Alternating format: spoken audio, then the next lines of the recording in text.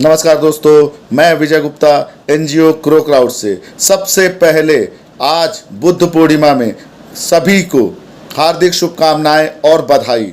Sir Edwin Arnaldo द्वारा रचित एक प्रसिद्ध ग्रंथ है जिसका नाम है the light of Asia, Asia का प्रकाश, जो गौतम बुद्ध के ऊपर आधारित था। यह ग्रंथ जो है 1879 में लंदन से प्रकाशित हुआ और यह पुस्तक जो है पूरे यूरोप में तहलका मचा दिया। आखिर बौद्ध रिलीजन को ही द लाइट ऑफ एशिया क्यों कहा गया, जबकि सारे धर्म जो है एशिया से ही जन्मे, चाहे हिंदुइज्म हो, इस्लाम हो, क्रिश्चियनिटी हो, बुद्धिज़्म हो, सिखिज़्म हो, जैनिज़्म हो और बहुत सारे। इवन एक बात मैं और कोट करना चाहूँगा कि ह्यू शी, पेकिंग यूनिवर्सिटी के वाइस चांसलर ने has written that India had culturally controlled and dominated China for more than 2000 years without sending even a single soldier।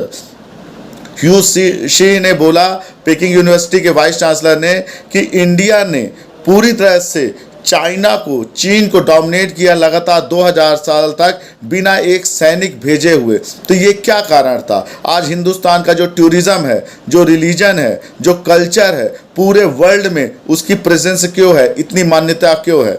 तो आप एकदम सही बोल रहे हैं। इसका पूरा 90% जो क्रेडिट है वो बुद्धिज़्म को है, क्योंकि मेजर कंट्रीज जो है वर्ल्ड की, जैसे चाइना हो गया, जापान हो गया, कोरिया हो गया, वियतनाम हो गया, कंबोडिया हो गया, थाईलैंड हो गया, म्यांमार हो गया, भूटान हो गया, श्रीलंका हो गया, ये मेजर बुद्धिस्ट कंट्री है।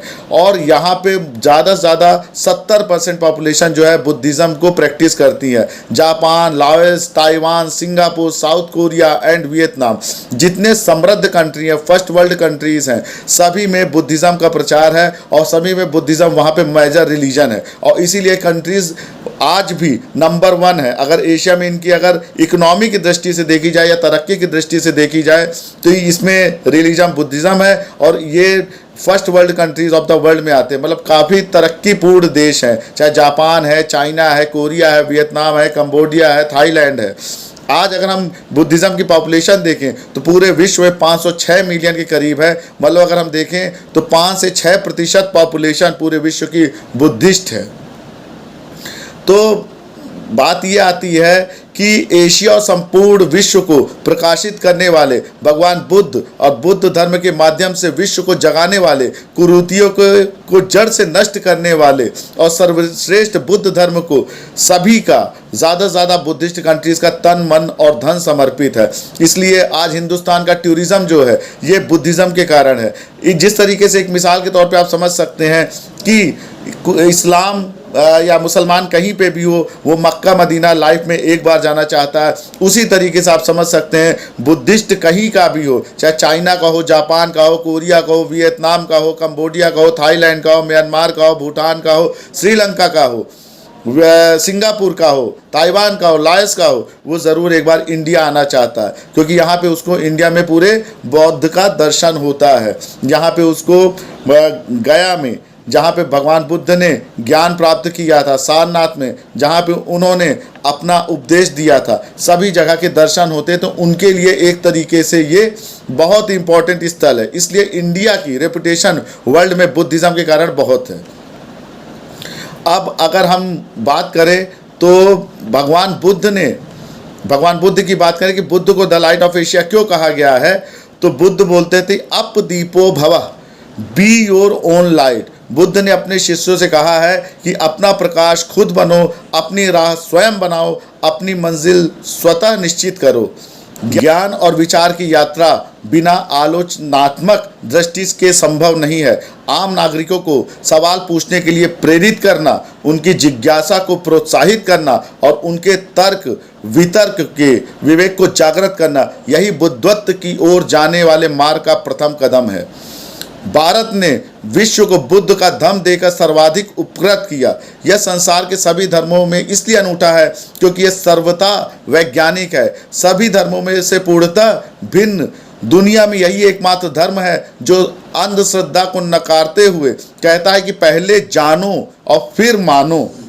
बुद्ध को छोड़कर ऐसा कहने का साहस किसी दूसरे के द्वारा नहीं किया गया। यही तो उनकी विशेषता है। इसलिए तो उन्होंने यह कहते हुए प्रेरित किया, बुद्धम शरणम गच्छामि, अर्थात बुद्ध की शरण में जाता हूँ।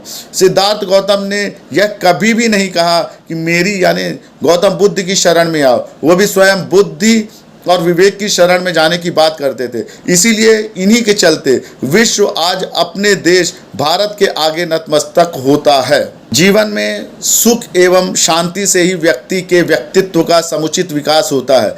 जीवन में समृद्धि आती है और मानव का कल्याण होता है।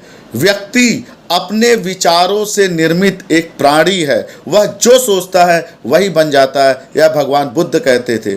तथागत बुद्ध की 2565वीं 2565th त्रिगुण पावन बुद्ध का जन्म भी हुआ था। आज के दिन उन्होंने बुद्धत्व की प्राप्ति की थी और आज के दिन कुशीनगर में महापरिनिर्वाण प्राप्त किया था। जन्म लुम्बिनी में हुआ था, बुद्धत्व की प्राप्ति गया बोध गया में हुआ था और महापरिनिर्वाण कुशीनगर यूपी में हुआ था। गौतम बुद्ध जिनका जन्म 563 ईसा पूर्व हुआ था और उन्होंने बौद्ध धर्म का प्रचलन चालू किया था। इनका जन्म लुम्बिनी में 563 ईसा पूर्व इक्ष्वाक वंशीय क्षत्रिय शाक्य कुल के राजा शुद्धोदन के घर में हुआ था। उनकी मां का नाम महामाया था जो कोलीय वंश से थी, जिनका इनके जन्म के 7 दिन बाद ही निधन हो गया। उनका पालन महारानी की छोटी सगी बहन महाप्रजापति गौतमी ने किया। 29 वर्ष की आयु में सिद्धार्थ विवाह उपरांत एकमात्र प्रथम नवजात शिशु राहुल और धर्मपत्नी यशोधरा को त्याग कर संसार को जरा मरण दुखों से मुक्ति दिलाने के मार्ग एवं सत्य दिव्य ज्ञान की खोज में रात्रि में राजपाट का त्याग कर मोह त्याग कर वन की ओर चले गए। वर्षों की कठोर साधना के पश्चात बोध गया बिहार में बोधि वृक्ष के नीचे उन्हें ज्ञान प्राप्ति हुई और वो सिद्धार्थ गौतम से भगवान बुद्ध बन गए। भगवान बुद्ध ने 4 आर्य सत्य दिए हुए हैं। प्राणी जन्म भर विभिन्न दुखों की श्रृंखला में पड़ा रहता है। दुख, पहला दुख संसार में दुख है, दूसरा समुदय दुख के कारण है, निरोध तीसरा दुख के निवारण है और चौथा मार्ग निवारण के लिए अष्टांगिक मार्ग दिया है। इस निरोध की प्राप्ति का मार्ग आर्य सत्य या अष्टांगिक मार्ग है। इसके 8 अंग हैं: सम्यक दृष्टि, सम्यक संकल्प, सम्यक वचन, सम्यक कर्म, सम्यक आजीविका, सम्यक व्यायाम, सम्यक स्मृति और सम्यक समाधि। इस आर्य मार्ग को सिद्ध कर वह मुक्त या निवारण हो जाता है। शुरुआत से ही बुद्ध धर्म का इस तरीके से अस्तित्व और प्रचार रहा है कि भिक्षुओं की संख्या लगातार बढ़ने लगी। बड़े बड़े राजा महाराजाओं भी उनके शिष्य बनने लगे।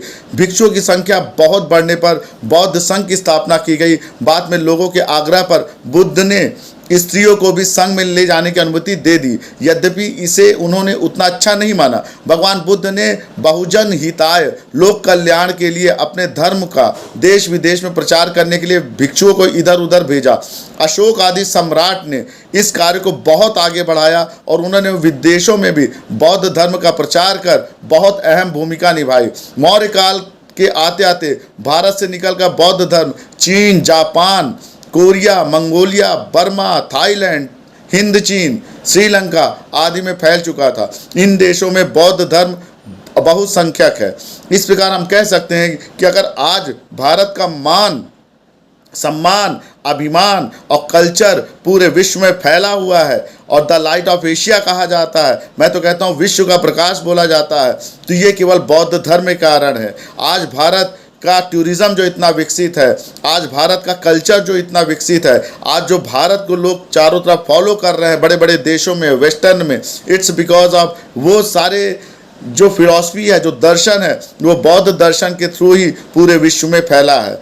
बौद्ध दर्शन एक अनुपम दर्शन है जो आपको दुखों से दूर करता है और महान परिनिर्वाण या निर्वाण की प्राप्ति में सहायक करता है। यही कहना चाहूँगा कि बौद्ध दर्शन या बुद्ध दर्शन के रिगार्डिंग कोई भी क्वेरीज होती है या अगर ये वीडियो अच्छा लगा है तो ज़रूर इसको शेयर करिए, लाइक करिए और कमेंट्स करिए, और कोई भी क्वेरीज होती है तो कमेंट्स बॉक्स में लिखिए। हम आगे चलकर और अच्छा बेहतर वीडियो भगवान बुद्ध पे बनाएंगे और बुद्ध के रिगार्डिंग जो भी क्वेरीज है, चाहे बुद्ध फिलॉसफी को लेके और चाहे बौद्ध दर्शन फिलॉसफी या बुद्धिज़्म रिलीजन को लेके है या भारत में भारत का उदय बुद्ध के कारण है, किसी भी टॉपिक को लेके है तो ज़रूर लिखिए, कमेंट्स बॉक्स में अपडेट करिए। हम हाजिर होंगे नेक्स्ट टाइम। बुद्ध पूर्णिमा की सभी को एक बार फिर से हार्दिक बधाई और शुभकामनाएं। मैं Vijay Gupta, NGO crow crowd से। Thank you, good day, bye bye.